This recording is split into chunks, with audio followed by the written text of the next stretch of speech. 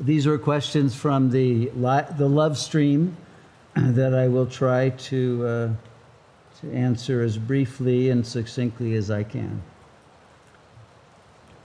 During the meditation, I perceived two different energies, openness and lightness and peace from the crown to the heart, and then a denser energy tinged with fear and restlessness in the lower chakras. Yes, that's universal. I doubt there's anyone, unless they've already ascended, who doesn't have that internal elliptical conflict of two foci. So what's the right attitude to this imperience? Well,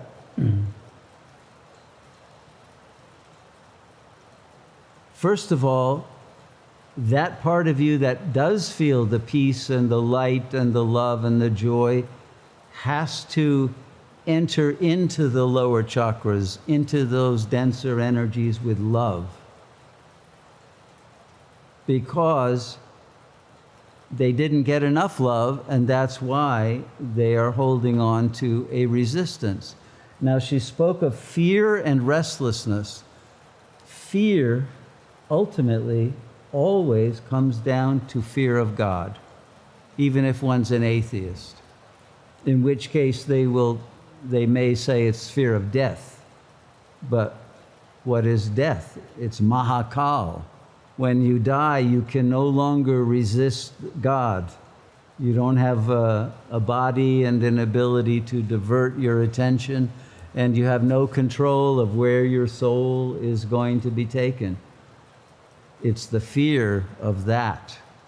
And so one has to cleanse one's relationship to God, and as the self, but as the Lord first, in order to eliminate fear and bring love into one's fearful state, and put out that fire of fear with the water of love. And the restlessness is the ego's resistance and desire to escape from God, and rejection of meditation. Because if you meditate too deeply, you're going to bring up all the repressed subconscious karma that you were trying to pretend you didn't carry, and you're going to also receive that superconscious presence of Mahakal, the great death, which is ego death, but it's the death of all death. So that's what is happening, and what I recommend. Second, what is the reason for me not to be able to breathe from the heart to crown chakra, as even though I imagine the rise of my breath, it doesn't move up? Is there something you can recommend? It's not actually the breath that rises up. The word is prana. It's your life energy, and you have to direct your life energy to your own highest level of presence, or the principle of I-ness. Where am I? And for most people, the I sense is behind the eyes and is looking out, and is often focused in the third eye, if you will, or in the forehead. And so that, by bringing your attention to that, and to the fact that your soul, as it were, its light has come into the body through the crown chakra, to want to return to the source of your soul's life energy, the source of prana, in the Shakti that comes from Shiva, the power of the goddess that animates your life, your body and your life energy. And so through that, you will activate the energetic awareness of the vibrational frequency at the crown chakra.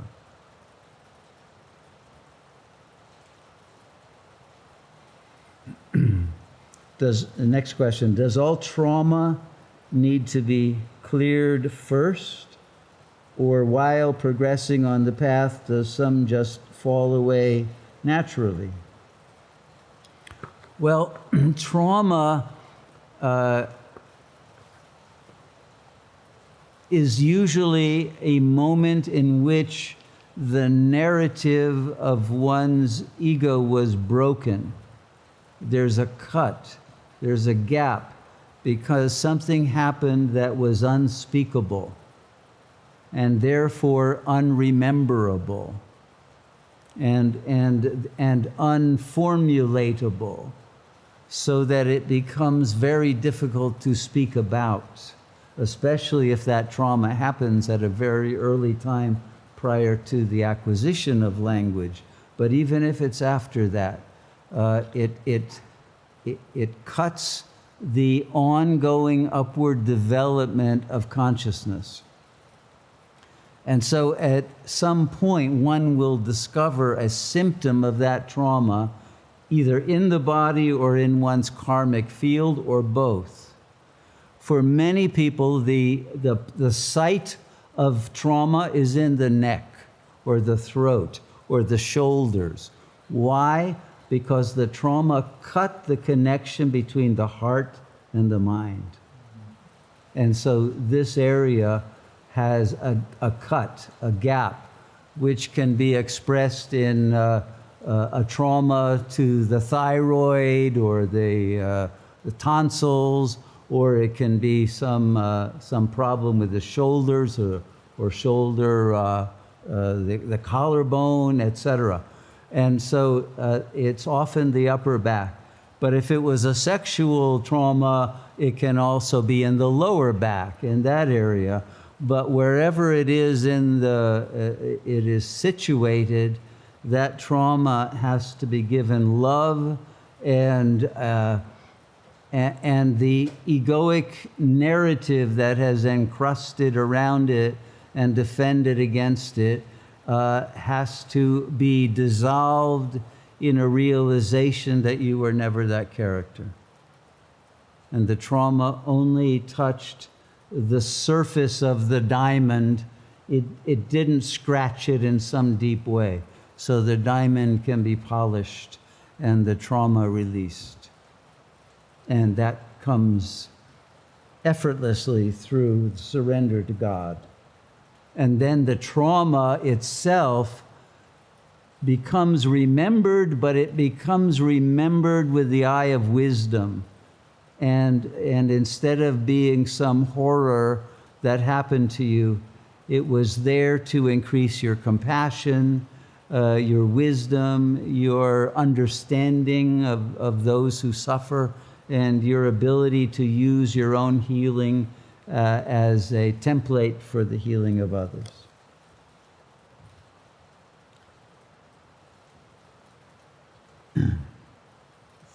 Okay, next. Very similar type of question to the above ones.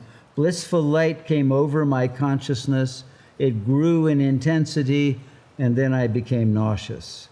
I broke off the meditation. I figure the physical symptoms were the ego having none of it. Correct. What can I do? Well, again, it's the same situation.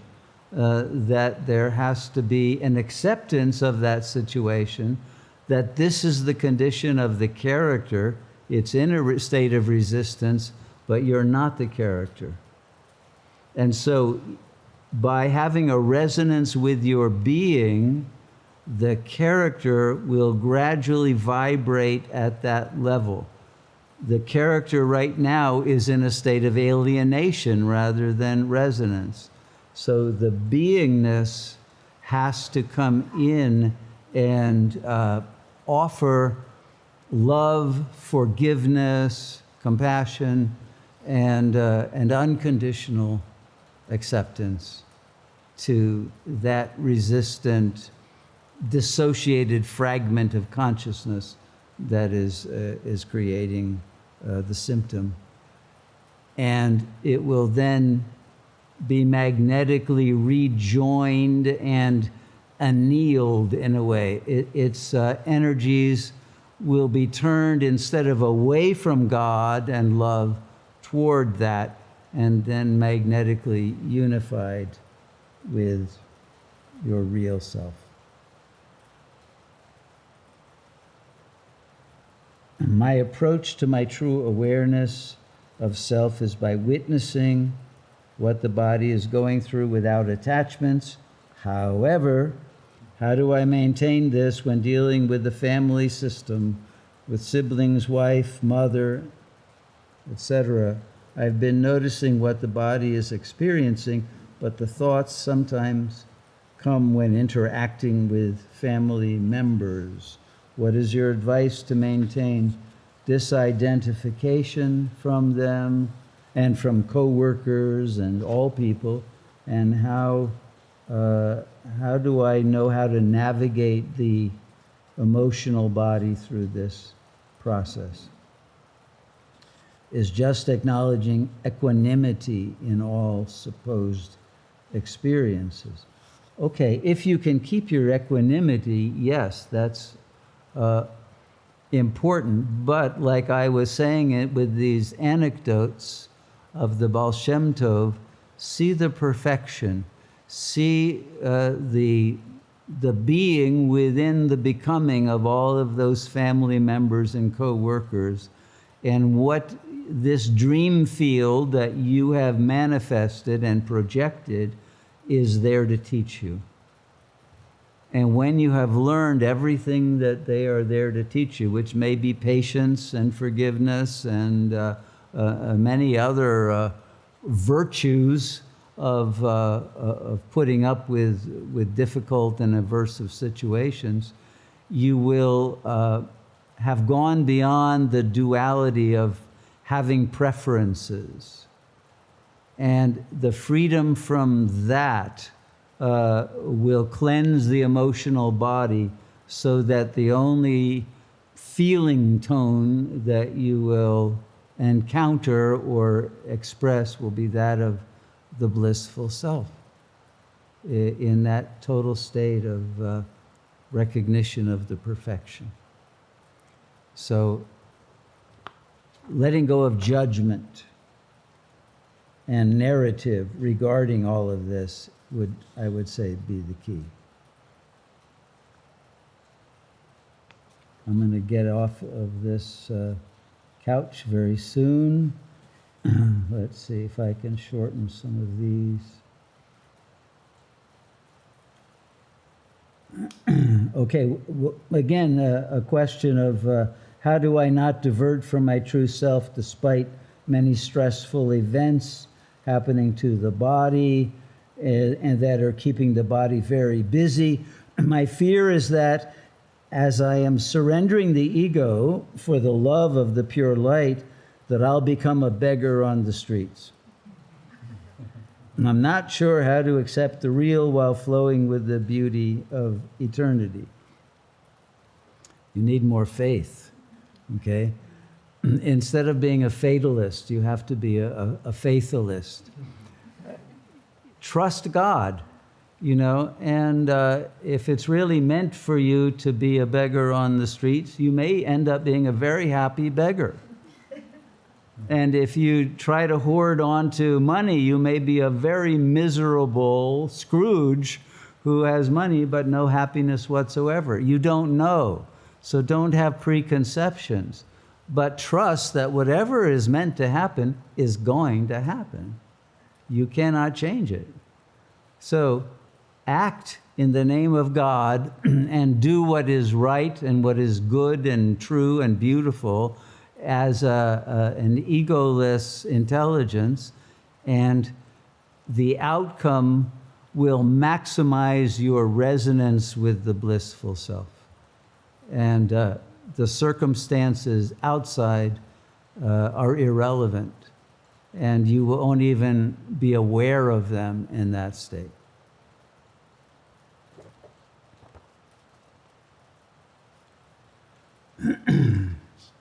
Okay, it's a very long question. I'll shorten it.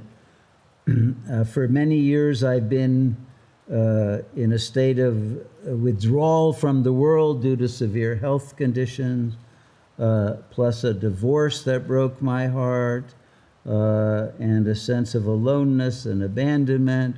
All my fears, anxiety, and self-doubts began to surface, feeling there's nothing to hold on to, and this feeling can be overwhelming. From what I've learned, this is ego death. No, it isn't. You need to go through ego death, but this is, I would say, the death throes of the ego, but it's still there where you wouldn't have those emotions. Surrender can feel difficult, exactly. So I fall back again and again to feelings of overwhelm. All through this process, I've been feeling deep grief and a well of tears coming in waves. So you have to honor the tears, but again, remembering something that the Baal Shem Tov taught is, if you feel any sadness, that fragment of your ego that feels it is an atheist. Because if you realize the blissful nature of the God self, you can't be sad. And you have to realize that everything is beautiful and perfect. And everything that happened to you, including that abandonment and all of the health conditions, etc., has put you in a place where all you can do is focus on the presence of your consciousness, because you can no longer enjoy the bodily jouissance that would come if you were healthy and in a relationship that seemed to be working, etc., and you would have just stayed in your ego. But this has forced you out of your shell, has forced you to wonder, and now you must reach the wonderment and the freedom by going through the real annihilation of the ego, which is the amanasikara, the complete non-conceptual awareness that has no narrative, no identifications, and no clinging to the illusion that the world is real.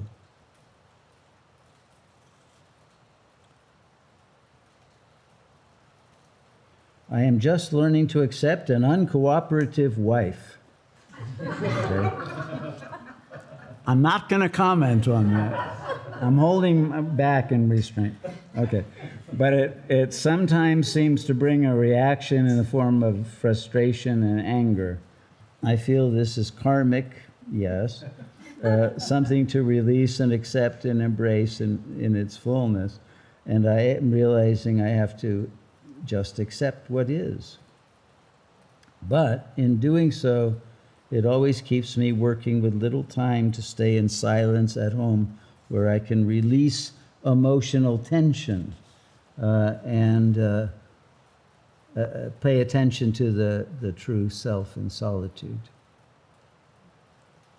So do I just continue as I am to accept what is, even though the apparent wife doesn't contribute financially at all and seems like it leaves me as her bond slave to do all the work and while she enjoys, her hot toddies or whatever. I won't go on with that one. But the point is, accept your own choice. I'm sure it wasn't an arranged marriage where, you were forcibly wed to someone. So understand that choice and continue to allow the love to blossom by understanding what this uncooperative and mutually alienating and alienated relationship, why did that come about when at first there must have been rapport? What caused it to close?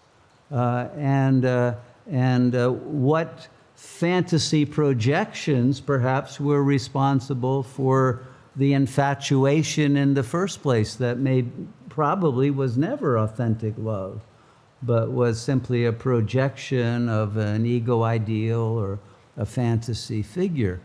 So it is, again, a message that we have to go deeper into reality, not live on the surface.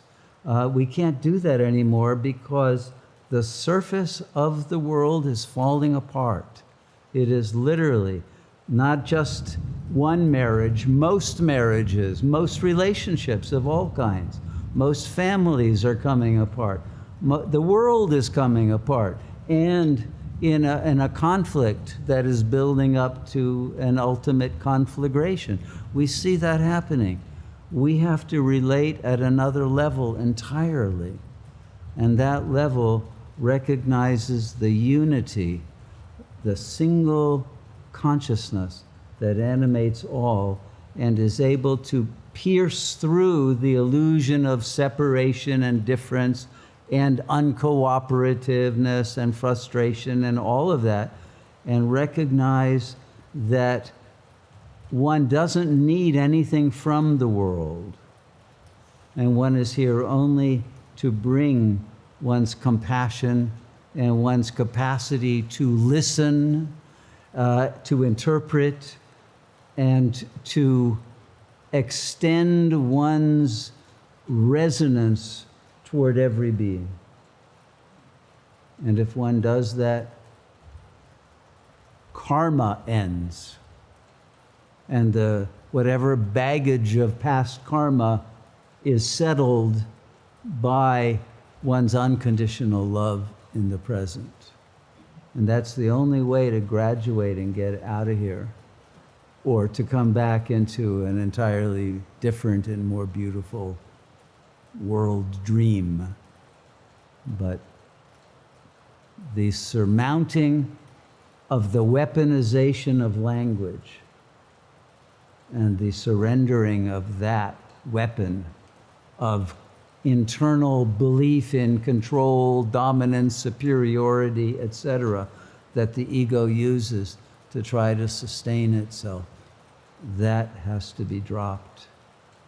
And the equality, the unity of all beings in that one light and one intelligence of which we are all manifestations must be honored and revered and adored to the point when the sense of the subjective awareness of that objective truth dissolves and object and subject both disappear into the